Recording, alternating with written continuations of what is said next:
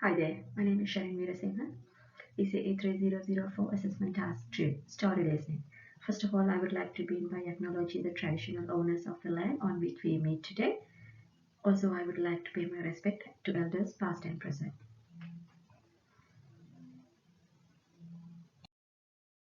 Well, this is a stolen generation story about Mrs. Florence Aunt. In my understanding of the above story about the stolen generation, deeply resonate with the importance of creating an inclusive and respectful environment for all children and families. The story tells the enduring impact of past policies and practices on indigenous families, highlighting the significance of acknowledging historical trauma and fostering healing. I want to share a story that underscores the importance of inclusive practice. Florence Ons, a woman from the Bigambol nation, barely shared her family's history of suffering due to traditional policies. Her ancestors continued removal from their land, and she herself went through a healing journey from intergenerational trauma. John A.B. 2010. Intergenerational trauma, the lasting effect of the stolen generation policies.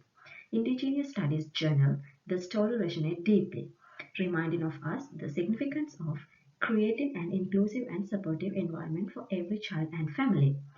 Just as Florence's healing journey guides her, I just wanted to pass the message that let's ensure that our classrooms are places of understanding, empathy, and respect where every child's background and identity are valued, and where we actively advocate for inclusive education through awareness and education. How I listen to the story. As an early childhood teacher educator, my approach to listening to the above stolen generation story would involve several key elements, which are active listening, empathy and sensitivity, respectful validation, open mindedness, reflective listening, advocacy, and action. I would consider how the story's lesson can translate into actions. This might involve advocating for more inclusive and accurate curriculum materials, sharing the story's message with colleagues, to or finding ways to engage with indigenous perspectives and histories in the classroom.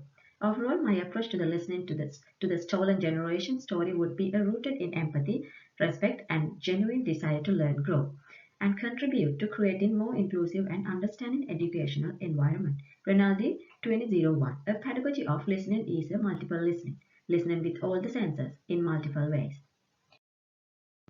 How does my approach to story listening align with my understanding of inclusive practice?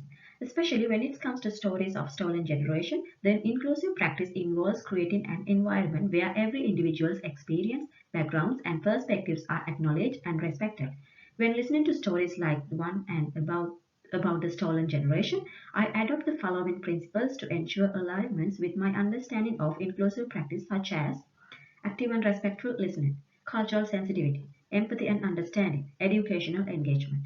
By incorporating these principles into my approach to listening, I strive to create an inclusive and supportive environment that values the stories of the stolen generation, acknowledge historical injustice, and contributes to healing, awareness, and positive change. And this is my references, guys. Thank you.